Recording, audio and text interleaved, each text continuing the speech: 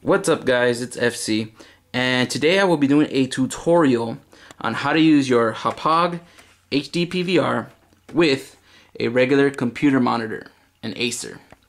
Now, as some of you may know, the Hauppauge takes components in and component out. So the problem with that is no monitor takes component in. They either take DVI, VGA, or HDMI. So how are you going to get stuff from here to there? And I'm actually going to show you guys how to do that. Okay, first, with all these wires here, it's going to be a little bit hard to explain, but I'll go ahead and guide you guys through it. Okay, normally you would connect your Hauppauge with your connections from your Xbox here, right? They're going to be component cables out here, and it goes to the bottom, as you can see, of the Hauppauge. Okay, those are your inputs. Then you're going to have your outputs, which are these right here, coming out of it, right? And normally these right here would go into a regular television with your component connections. You know, most HD TVs nowadays have component connections, and you don't have to worry about you know, any of this stuff. But I was actually making the move from an HD TV to this HD monitor that I'm using now. Now, unfortunately, when you look at the back of this, see if we can get on the connections, you only see HDMI, DVI, and VGA. There's no connections for component. So I had to figure out a way to make my component connections coming from the Hauppauge out and into this monitor. And I did that by purchasing a converter box, as you can see here. Now, this converter box, I know there's a lot of wires, I do apologize, but this converter box, as you're going to be able to see, has my components in, right? And what it's going to do, it's going to convert the signal from an analog signal, which is component, and it's going to make it into a digital signal, which is HDMI, right? Converts it over to this HDMI and allows me to plug it right into the back of my monitor here, and we're going to get the HDMI signal to there. The only thing that the converter here does not have is the sound, I'm sorry. Has no sound input through the component cables. Normally you have another two connections you would have for component audio. Well, since there's none of that, they allow you to have an optical in. So on the back of your connection over here, which is the Xbox, you have this optical cable, right?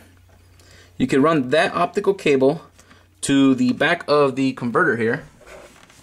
So you can see if I can zoom in on it right there. And then you can go ahead and run that HDMI, which will transfer sound into the back of the monitor, and if your monitor has speakers, you will have sound out of that. So let's, you know, get a quick little refresh here. You go component from the Xbox to the back of your Hauppauge. Your Hauppauge is gonna go out with the white cables that I got here. Those components are gonna go out to the back of this converter box, connected into the converter box, and the converter box is gonna go ahead and bring it over to the HDMI connection of the monitor. Now, the converter here is actually not too expensive. It cost me about 30 bucks. You can find it online at monoprice.com. I'll go ahead and post the link in the description so you guys can go ahead and check that out. It is powered, so you have to find a connection. Make sure you have a connection. It's a decent sized brick connection, so you might have to, you know, make sure you get room for that so that there's no issues with that. Another question that I had when I was doing all this was input lag. Was I gonna feel an input lag because I was converting a signal over from component to my HDMI? And I will show you guys right now that I have no input lag whatsoever.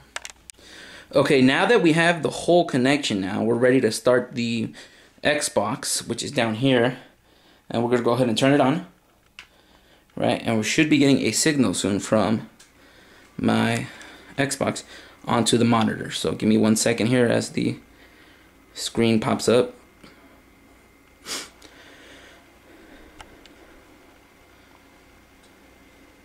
There we go. So the Xbox is now available there. And as you can see, I'm going to go over and pan over to my computer. that has the Hauppauge window there, you can see that, you know, it's already seeing what I have on the screen there, you know. Okay, and we're actually gonna start up a game real quick, so let's see if we can get Trials HD going.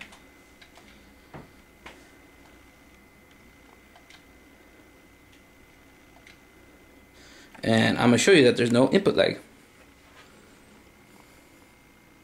So let me see if I can get this better view here with my assistant. Of course, you're not gonna hear any sound because I do not have any sound connected to it right now. I have it going to my headset, so you're not gonna hear any sound because of it. But let's see here. It's loading up. Go ahead and just play a regular game there. Okay, and we're gonna see that there's no input lag, so go ahead and start the whatever one you want. Go ahead and hold it up for me so I can have it on the camera. Okay.